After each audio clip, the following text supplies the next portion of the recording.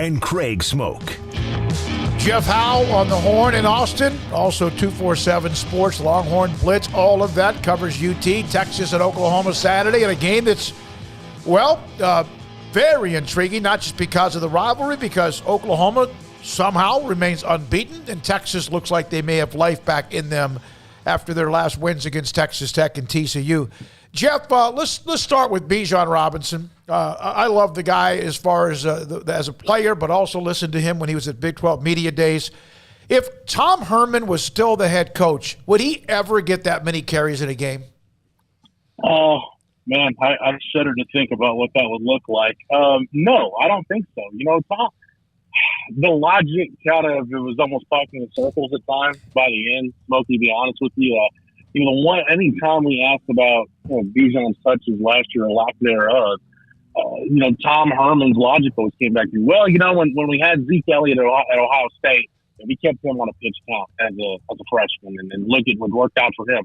Well, the counter argument to that was, in front of him, you had, an 1,800-yard back in Carlos Hyde. Oh, and by the way, Braxton Miller was a 1,000-yard rushing quarterback position. So you didn't need Zeke Elliott as a freshman. That offense last year needed Bijan Robinson. It's funny, guys. He had, I think, 86, 87 carries all of last season. He had 35 in the TCU game. And I think that Steve Sarkisian, that's kind of his fallback plan. I don't think they're going to give him 35 every game. But the fallback plan now is, look, when the offense isn't clicking, when the passing game isn't working like it wasn't on Saturday, kind of your break glass in case of emergency situation is just turn around and give the ball to number 5 and let him carry you. And trust me, this is the Texas offensive line not just rolling people off the line of scrimmage. They're much better than they were in the Arkansas game. They've made improvements. They're adequate. They're average at times, but that's all they need to be. So yeah, I'll tell you this. And I haven't had anybody close to the Texas program, anybody that's followed this program, debunk me or try to debate me on this. He is the most special offensive player this program has had since Vince Young. And I realize the ground that covers, but he is already getting himself into that category just in terms of how special he is on a football field. Jeff, I think with Steve Sarkisian also, it's not a complex offense. I don't think it's, he's not reinventing the West Coast or anything like that, but he's got a lot more diverse schemes than Sam pass, Sam run, Sam takes a break and hands it off, because that's what the offense devolved to with Texas. How's the rest of the team adjusted to the new normal of being involved in the offense? Well, I love the word you used right there, Paul, devolve, because that's what I said a lot last year. If you look at kind of the offensive arc under Tom Herman, his first year in 17, that was their best offense, was to just put the ball in Sam Ellinger's hands and hope he does something. In 18, they formed a little bit more of an identity. In 19, Devin Duvernay was kind of the identity of the offense. And then last year, it got to the point at times, the Oklahoma State game was one, and there were a couple other games where, just snap the ball to 11 and pray he does something positive to get you out of a bind. I think what Steve Sarkisian does, like you said, Paul, it's not reinventing the wheel, but he's taking advantage of a lot of the cheat codes you have in modern offenses: pre-snap movement, motion, shifts, mixing up your personnel groupings, being diverse with your formations within those groupings. If you look at what Texas is doing, it's not that complex. They're using a lot of 12 personnel with 2 tight ends to run the football. Jared Wiley, since he's come back from his shoulder injury, has been really good. Cade Brewer is just kind of a good, steady hand. They had mixed in some 2-back personnel to get either Roshan Johnson or Keelan Robinson on the field. And really, through his first 2 starts, Casey Thompson has developed a really good rapport with Xavier Worthy. I know Saturday wasn't Worthy's best game. Jordan Whittington kind of does what he's now starting to do more consistent, which is making the spectacular catch. So I think guys trust this offense more than the previous offense from the standpoint. Feel like Sark is going to put them in the best possible positions to make plays. And you talking linemen, skill guys, quarterbacks, whoever. That's the universal feel right now, Paul. They do feel like this offense is going to put them in the best possible position to go make plays. Jeff, it wasn't easy, but they were able to shake that TCU bugaboo away finally. And Casey Thompson, did not have his best game. I mean, definitely his lowest numbers thus far since being named the starter just a couple of weeks ago. What were your thoughts on him, and what are your thoughts on Casey Thompson entering this game where we know the family history and the meaning behind this game for him? But, he's obviously going to play a big role. What do you think they're going to be asking of him, and what do you expect?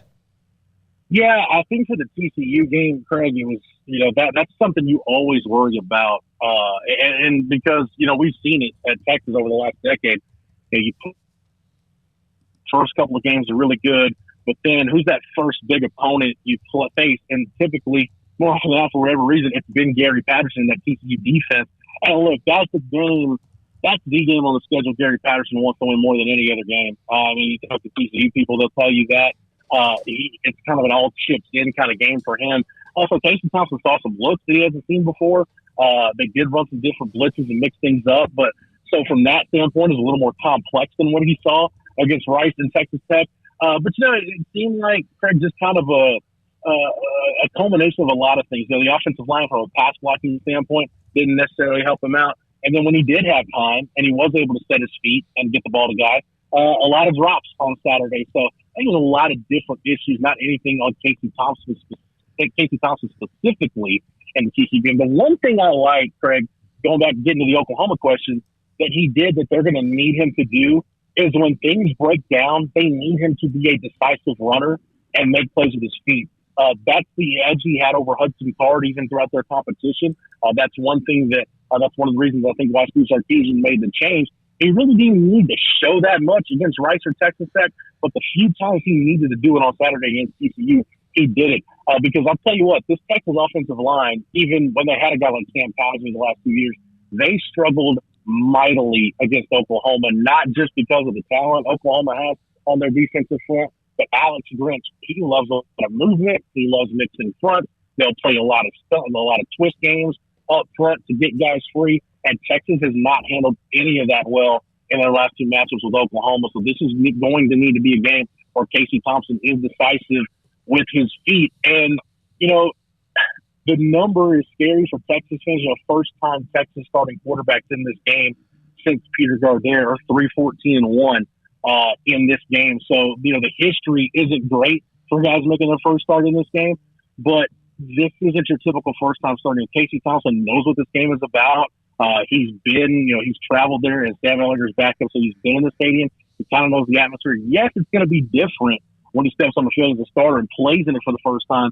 But I don't. It's a big deal, but I don't know if it's just a massive hill to climb that it otherwise would be for a guy making his debut in this game. I'll tell you what I thought. This, and Texas fans know this. For the last decade, they've been a roller coaster. A win that and even that time when they beat Notre Dame, and we know what happened there, and all that stuff. There's like this thirst that they're. But I like the way this seems to be a team on an even keel. But I love the fact, if you're a Texas fan, they forced 3 turnovers. They recovered fumbles. There was a muff punt that obviously was a deadly sin against TCU. But they came after. They forced turnovers. I thought that was a big deal as well. Yeah, and I think that goes back to Steve Sarkisian, Smoky, and the kind of the culture he wants to instill. He wants a smart football team. Tom Herman was the guy that sold himself as being a details guy, and you watch Texas over the last 4 years, a lot of details, especially details in big games, that got missed, that added up to costing Texas. None of the Arkansas game kind of was what it was, but this is a Texas team where even though they gave up a long kickoff return against TCU, you don't feel like special teams, they're at a disadvantage going into every game. We're in Big 12 play now, and I know you guys got a taste of it in the Baylor-Oklahoma State game on Saturday. Officiating is going to be one of those deals everybody's going to have to deal with in this league on a given Saturday on both sides. It was their most penalized game of the season. But I think the fact that, two things, Smokey, the fact that they fought through that and found a way to win a game that, the last couple of years, they probably find a way to lose that game. And then I think it's the lesson they learned from Arkansas, which is, look, you have to prepare. If you hear anything from Steve Sarkisian that might sound like he took it directly from Nick Saban, he talks a lot about the process leading up to a game, how you practice. He felt like they had a really good week of practice leading up to Rice.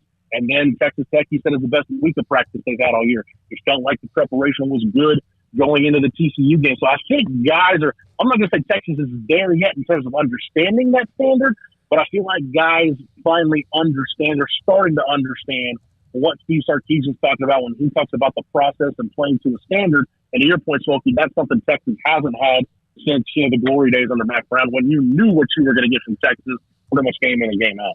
Is part of the benefit, though, I mean, through these first few games, is that he is mellow? Yeah, it's a nice change of pace, Paul. He's and granted, I mean, he does a really good job, I think, Sark does of picking his spots. One thing that I know he was not happy with was the penalty they got for excessive celebration after the Anthony Cook strip sack when everybody ran down to the end zone to pose. He actually cut the question off about that in the press conference. He said, "Don't worry, that'll be handled on the bus here in about 15 minutes. We'll get that fixed." So he's really good about picking his spots. He's not an old, reactive. He's more proactive about things. So I think from a personality standpoint, I said this the day he was hired, they hired a guy who was pretty much the antithesis of Tom Herman. Rather than just being fire and brimstone and going 110 miles an hour all the time, a guy where players genuinely feels like he cares about them. And trust me, that's something this Texas program needed. I think that's part of the reason why you're seeing guys respond to him pretty well.